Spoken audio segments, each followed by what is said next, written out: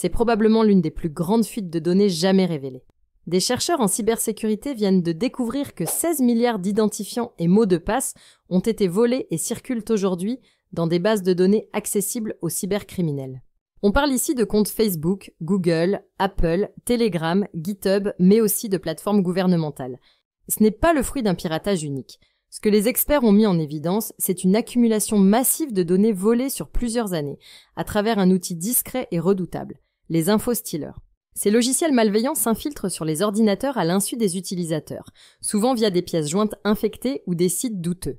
Une fois installés, ils aspirent tout. Mots de passe, cookies, jetons de session, données de connexion enregistrées dans le navigateur. Les chercheurs du site spécialisé CyberNews ont analysé 30 fichiers distincts, certains contenant plus de 3,5 milliards d'entrées. Et ce qui est encore plus inquiétant, c'est que certaines de ces données sont fraîches, ce qui signifie qu'elles peuvent encore être utilisées activement pour pirater des comptes.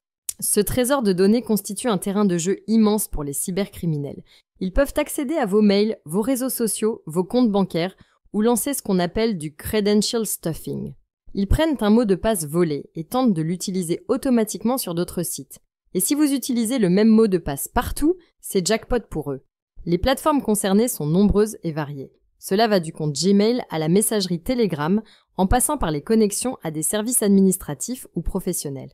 Sans protection renforcée, un simple identifiant volé peut suffire à prendre le contrôle total d'un compte. Et c'est là qu'entre en jeu l'authentification à 2 facteurs, souvent appelée double authentification. C'est aujourd'hui l'une des seules barrières efficaces pour contrer ce type d'attaque. Sans ce système, votre mot de passe seul ne suffit plus à protéger vos données. Alors comment réagir ?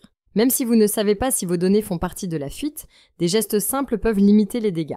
Changez vos mots de passe régulièrement. Utilisez des mots de passe uniques pour chaque service. Activez systématiquement la double authentification. Et surtout, vérifiez si vos identifiants ont été compromis grâce à des sites comme Have I Been Pwned. Cette fuite monumentale est un rappel brutal. Notre vie numérique est vulnérable.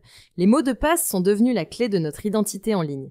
Et à l'heure où les tensions géopolitiques, comme la guerre entre l'Iran et Israël, favorisent une explosion des cyberattaques, la sécurité numérique n'est plus un luxe, mais une nécessité.